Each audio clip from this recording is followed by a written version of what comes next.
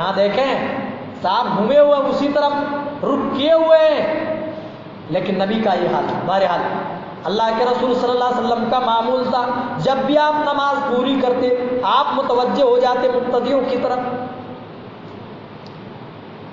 اور نبی کے صحابہ نے یہ جواب دیا کہ اللہ کے رسول آپ کی اقتداء اور پیروی میں ہم نے ایسا کیا ہے۔ اس سے یہ بھی مسئلہ ثابت ہوتا ہے جب نبی کی حدیث آ جائے، نبی کی کوئی سنت آ جائے تو پھر دل میں چوں چرا اگر مگر نہیں کیا جا سکتا، چاہے وہ بات سمجھ میں آئے یا نہ آئے، کیونکہ نبی کے صحابہ کو یہ بات قطعی طور پر سمجھ میں نہیں آئی کہ میرے نبی نے اپنی جوتیاں کیوں نکالی ہے۔ بس نبی کو نکالتے ہوئے نبی کے صحابہ نے دیکھا، نبی کے صحابہ نے بھی اپنی اپنی جوتیاں نکال ڈالی، تو دلیل اس بات کی کہ کوئی سنت اگر ہمیں سمجھ میں بھی نہ آئے، کوئی نبی کا حکم اگرچہ ہمیں سمجھ میں نہ آئے، لیکن اس کو بلا چوں چرا ہمیں بجا لانا ہے۔ بہرحال آگے بڑھتے ہیں۔ بعض حضرات کہتے ہیں کہ ہم اجماع کے منکر ہیں۔ ارے اس پر تو دلیل موجود ہے، نبی صلی اللہ علیہ وسلم کی حدیث موجود کہ اللہ تعالیٰ میری امت کو کبھی بھی ضلالت پر اکٹھا نہیں کرے گا۔ اور یہ بھی کہا جاتا ہے کہ قیاس کے بھی منکر ہیں۔ قیاس کس کو کہتے ہیں؟ اپنی رائے دینا۔ میرے بھائی ہم اس قیاس کے منکر ہیں جو قرآن و حدیث کے مخالف ہو۔ قیاس وہی ہو سکتا ہے جو قرآن اور حدیث کے دائرے میں کیا جائے۔ بات بڑی لمبی ہو جائے گی ورنہ میں تفصیل میں ذکر کرتا ہوں کہ قیاس اصل میں ہونا کیسے چاہیے اور کس قیاس کو ہم مانتے ہیں۔ اب میں قیاس تھوڑا سا میں پیش کر رہا ہوں۔ اللہ کے رسول اسی حدیث کو لے لیتے ہیں۔ اللہ کے رسول صلی اللہ علیہ وسلم نے جوتیوں میں نماز پڑھی، جبریل نے خبر دیا کہ آپ کی جوتی میں گندگی لگی ہے، آپ نے جوتیاں نکالی اور بائیں سائڈ میں کر لی۔ تو اس سے یہ معلوم ہوتا ہے کہ آپ کی موبائل اگر بج رہی ہے نماز میں تو آپ اس کو سوئچ آف یا سائلنٹ موڈ میں کر کے آپ رکھ سکتے ہیں۔ یہ قیاس ہے۔ کیوں کہ نماز میں اتنی دیر اجازت ہے کہ آدمی کر سکتا ہے تو نماز باطل نہیں، کیونکہ نبی صلی اللہ علیہ وسلم نے اپنی جوتیاں نکالی، اتنی دیر لگی، جوتیاں نکالی اور آپ نے بائیں سائڈ میں رکھی، تو دلیل بنتی ہے۔ اس کو کہتے ہیں قیاس۔ لیکن قیاس ہم نے کس سے کی؟ حدیث سے کی، حدیث کو سامنے رکھ کر کے۔ اب آدمی قرآن و حدیث کا کہیں پر عطا پتہ نہیں، آدمی اٹکل پچھو مارنا شروع کر دے، اپنی منمانی بات بیان کرنا شروع کر دے، اس کو کہتے ہیں عقلی گھوڑے دوڑانا، تو اسلام میں جائز نہیں ہے۔ بہرحال وما آتاکم الرسول فخذوه وما نهاکم عنہ فانتہوا، رسول تمہیں جو دے اسے لے لو اور جس سے روک دے فوراً رک جاؤ۔ قرآن پڑھیے، اللہ تعالیٰ نے اپنے نبی کی اتباع اور پیروی کے لیے دو اسلوب اختیار فرمائے، دوسری چیزوں کے لیے صرف ایک بس، لیکن اتباع اپنے نبی کی طرف، پیروی اپنے نبی کے لیے دو اسلوب۔ ایک تو ترغیبی اسلوب، ان کنتم تحبون اللہ فاتبعونی یحببکم اللہ، اگر تم اللہ سے محبت کرنا چاہتے ہو، اگر اللہ کے یہاں پسندیدہ بندہ بننا چاہتے ہو، فاتبعونی، اے نبی آپ کہہ دیجئے کہ میری اتباع کریں، یحببکم اللہ، نبی کی اتباع میں برکت کیا ملے گی؟ اللہ تعالیٰ اس کے بعد تمہیں ثواب کیا عطا کرے گا؟ یحببکم اللہ، نبی کی پیروی جب تم کرو گے اللہ تم سے محبت کرے گا، یحببکم اللہ، اور محبت ہی نہیں یغفر لکم ذنوبکم، اگر تم گناہ گار بھی رہو گے تو اللہ تعالیٰ تمہارے گناہوں کو بھی درگزر کر دے گا، معاف کر دے گا۔ کس لیے؟ نبی کی اقتداء اور پیروی کرو گے تب۔ اگر نبی کی اقتداء پیروی کرو گے پہلا فائدہ یحببکم اللہ، اللہ تم سے محبت کرے گا، یغفر لکم ذنوبکم، اگر چھوٹے موٹے تمہارے گناہ بھی رہیں گے تو یغفر لکم ذنوبکم، اللہ تعالیٰ تمہارے گناہوں کو بھی معاف کر دے گا، درگزر کر دے گا۔ واللہ غفور رحیم، اللہ بڑا ہی معاف کرنے والا غفور رحیم ہے۔ اور دوسرا پہلو یہاں تو ترغیبی اسلوب، لالچ دیا، ارے میرے نبی کی اقتداء اور پیروی کی طرف آؤ، جب تم میرے نبی کی اقتداء پیروی کرو گے ہم بدلے میں تم سے محبت کریں گے، اپنا مقرب بنا لیں گے، تم گناہ گار بھی رہو گے تمہارے گناہ معاف کر دیں گے۔ اور دوسرا پہلو جو اختیار کیا وہ ڈرانے کا، دھمکانے کا، या अय्युहल्लज़ीना आमनू ला तरफ़ऊ अस्वातकुम फ़ौक़ सौति अन्नबी वला तजहरू बिलक़ौलि कजहरि बाज़िकुम लिबाज़। अल्लाह, ला तरफ़ऊ अस्वातकुम, ऐ ईमान वालो नबी की आवाज से अपनी आवाज को बुलंद ना करो। हम ये भी कह सकते हैं नबी के अमलों से अपने अमल को बढ़ाने की कोशिश ना करो। यहाँ पर तो ऐसे ऐसे बुजुर्गों का किस्सा बयान किया जाता है कि वो बुजुर्ग कहता है मेरी नमाज जनाजा वही पढ़ाई जिसकी एक भी नमाज की जमात कज़ा ना हुई हो। मेरे भाइयों, अल्लाह ने चूंकि हमारे लिए रसूल की जिंदगी को आइडियल बना दिया, नमूना बना दिया, हम रसूल की जिंदगी में उस आदमी को नापते, इस वाक़े को नापते क्या आया ये वाक़या सही है या गलत है। मेरे नबी की जिंदगी जब हम देखते हैं तो पता चलता है नबी सल्लल्लाहु अलैहि वसल्लम की जिंदगी में भी कई बार ऐसा भी वाक़या आया कि आप वक्त में नमाज अदा ना कर सके, बल्कि आपकी नमाज कज़ा हो गई। तो कोई आदमी अगर ऐसा वाक़या पेश कर रहा है जो मेरे रसूल से पढ़ने की कोशिश उसमें की जा रही हो, हम उस वाक़े को मानने के लिए तैयार नहीं है। मेरे भाइयों, हर चीज़ को हम कुरान और हदीस की नोक पर, हम खराक की नोक पर उतार करके नापते हैं। अगर वहाँ से ओके होता है तब हम कहते हैं ठीक है, यहाँ से ओके हो गया है तो हम इसको मान लेते हैं। किसी की भी बात, अल्लाह की कसम, चाहे उसका ताल्लुक किसी भी मसलक को मशरफ से हो, कोई सही हदीस पेश कर दो, लेकिन हाँ हदीस सही होनी चाहिए, सिका रावी होने चाहिए, आदिलता मुज़ब्त होना चाहिए, वही उसूल होने चाहिए जो मुहद्दिसीन ने उसूल बनाए हैं। मेरे भाइयों, हमारे मसलक की सबसे बड़ी हमारे मसलक की खुसूसियत यही है कि हम रुजू करने वाले लोग हैं। कोई एक मसला तो बताओ जो कुरान और हदीस के खिलाफ हो, या फिर कोई एक हदीस तो बताओ जिस पर हम अहले हदीसों का अमल नहीं। अल्लाह की कसम, सुबह का सूरज बाद में तुलू होगा या शाम का सूरज बाद में गुरूब होगा, हम अमल करने के लिए पहले दौड़ेंगे। हम तो रुजू करने वाले लोग हैं, हमारा ये अकीदा है, हमारा ये तरीका है, हमारा ये मनहज है कि गलती हर इंसान से हो सकती है। अल्लाह ने किसी को मासूम नहीं बनाया। ऐ लोगों, हम उसकी सदा और पैरवी की तरफ तुम्हें बुलाते हैं जो मासूम है। जिस रब ने उस नबी को नबी बनाया है वो रब भी मासूम है, वो रब भी गलती नहीं कर सकता है। और जिसको बनाया, नबी बनाया, जिसको इमाम बनाया, जिसको हमारे लिए कायद बनाया, जिसको हमारे लिए रहनुमा बनाया, वो नबी भी, वो रहनुमा भी गलती नहीं कर सकता। वो गलती करे तो आसमान से रहनुमाई हो जाती है, नबी आपसे यहाँ पर गलती हो गई। जरा गौर करें मेरे भाइयों, नबी के इक़्तिदा पर फरमाया अल्लाह ताला ने अपनी आवाज को बुलंद न करो नबी की आवाज से, अपने अमलों को भी नबी के अमल से बढ़ाने की कोशिश न करो, यानी नबी से ओवरटेक करने की कोशिश न करो। उतना ही तुम बताओ लोगों को, उतना ही सुनाओ जितना नबी ने सुनाया है, उतना ही लोगों तक पहुंचाओ जितना नबी ने पहुंचाया, और जो पहुंचाया है वही पहुंचाओ। दूसरी चीज नहीं, ला तरफ़ऊ अस्वातकुम फ़ौक़ सौति अन्नबी वला तजहरू लहु बिलक़ौल। अरे जिस तरह आपस में तुम लोग बातें करते हो, एक दूसरे से ऊंची बोल लेते हो, नबी के सामने ऐसा नहीं। अदब करो, अदब। जब नबी की बात से कोई बात ऊंची नहीं कर सकता तो किसकी अथॉरिटी है और ये पावर हासिल है कि नबी के अमल के सामने अपने अमल को वो ऊंचा करे।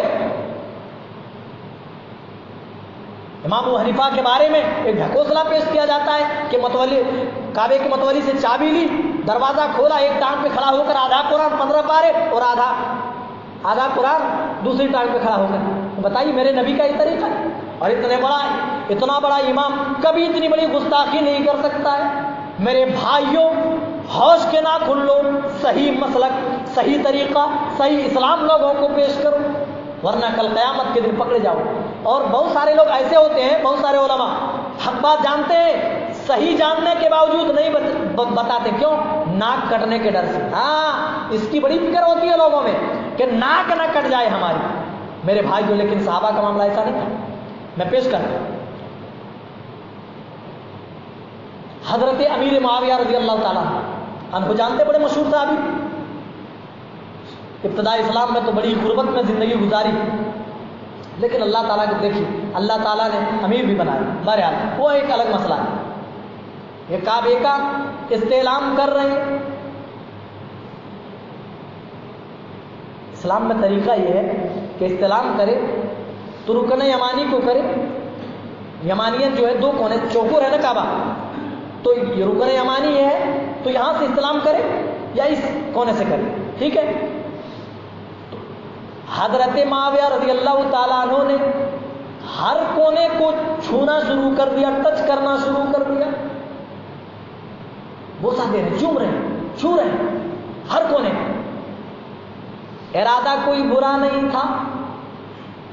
میرے بھائیو سنو, تمام کونوں کو چھونا شروع کر دیا. عبداللہ ابن عباس رضی اللہ تعالیٰ عنہ کی نگاہ جاتی ہے کہ امیر معاویہ تمام کونوں کو چھوتے جا رہے ہیں, تمام کونوں سے استعلام کر رہے ہیں. بلائے اور کہا کہ یہ آپ کیا کر رہے ہیں؟ کہا میں استعلام کر رہا ہوں. کہا یہ طریقہ نہیں ہے. کہا اگر میں نے پورے کعبے کا استعلام کر لیا, میں نے تمام کونوں کو چھو لیا, تو اس سے کیا حرج ہے؟ میں پورے کے پورے کعبے کو چھو لوں, پورے کعبے سے استعلام کر لوں, تو اس سے کیا فرق پڑتا ہے؟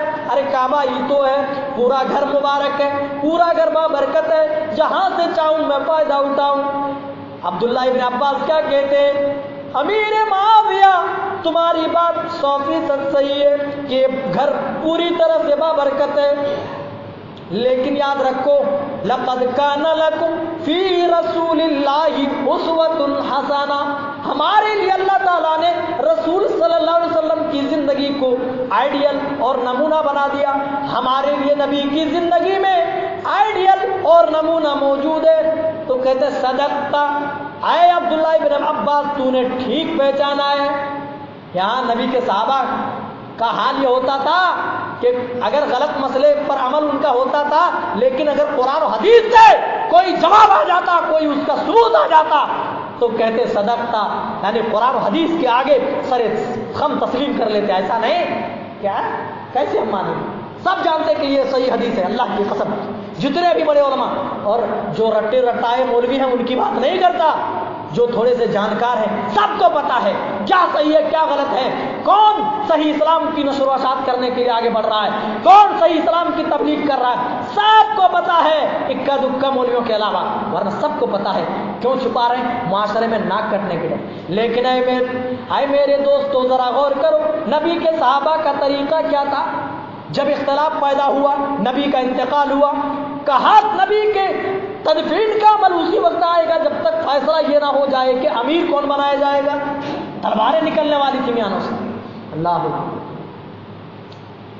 ایک صحابی آتے ہیں اور کہتے بتاؤ نبی نے اپنی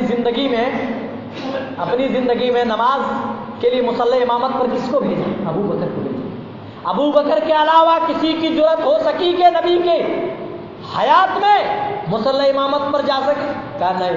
تو کہا نبی کے انتقال کے بعد اب کون ہے جو ابو بکر سے آگے بڑھنے کی کوشش کرے گا؟ اختلاف ہو گیا. نبی کے صحابہ نے حدیث بتائی, حدیث آ جانے کے بعد فوراً تمام نے اپنا سر خم تسلیم کر لیا, فوراً قبول کر لیا, رجوع کر لیا. تمام لوگوں نے اپنے اپنے مسئلوں سے رجوع کر لیا اور مان لیا قرآن و حدیث کی باتوں کو. تو میرے بھائی, اسلام کا یہ طریقہ ہے کہ کہیں پر اگر اختلاف بھی ہو جائے, تھوڑا بہت ہو سکتا ہے, ہو سکتا ہے اختلاف ہو جائے, تو اختلاف مٹانے کا طریقہ یہ ہے کہ قرآن سے دلیل دی جائے. اور صحابہ جیسے کہ عبداللہ بن عباس رضی اللہ تعالیٰ عنہ نے امیر معاویہ کو قرآن کی آیت پڑھ کر کے سنا دیا. اور ابھی میں ایک حدیث میں پیش کر رہا ہوں.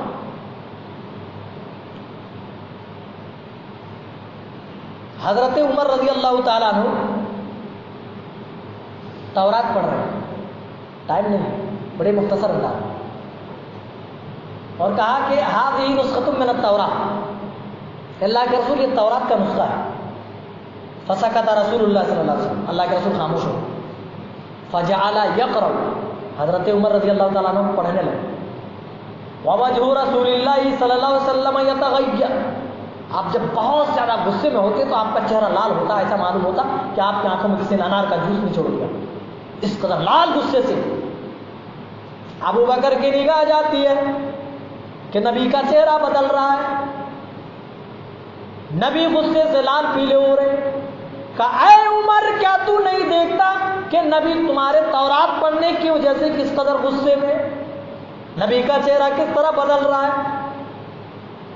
جب عمر نے دیکھا کہ میرے تورات پڑھنے سے نبی کس طرح غصہ ہو رہے تو ڈر گئے اور کہا اللہ کے رسول رضیت باللہ ربا وبالاسلام دینا وبمحمد نبیا، پہلے کہا کہ میں پناہ مانگتا ہوں اللہ کے غصے سے، پناہ مانگتا ہوں اس کے رسول کے غصے سے، اللہ کے رسول میں راضی ہوں اللہ کو رب ماننے کے اعتبار سے، ورضیت باللہ ربا وبالاسلام دینا، اور اسلام کو دین ماننے کی حیثیت سے اسلام سے راضی ہوں، وبمحمد النبی، اور آپ کو اللہ کا رسول میں مان کر میں راضی ہوں۔ اور آپ نے فرمایا اے عمر یہ تو تورات ہے، اگر موسیٰ آ جائے اور مجھے چھوڑ کر تم موسیٰ کی اتباع اور پیروی کرنے لگو لَظَلَلْتُمْ عَنْ سَوَاءِ السَّبِيلِ، تو تم سیدھے راستے سے گمراہ ہو جاؤ گے، سیدھے راستے سے بھٹک جاؤ گے۔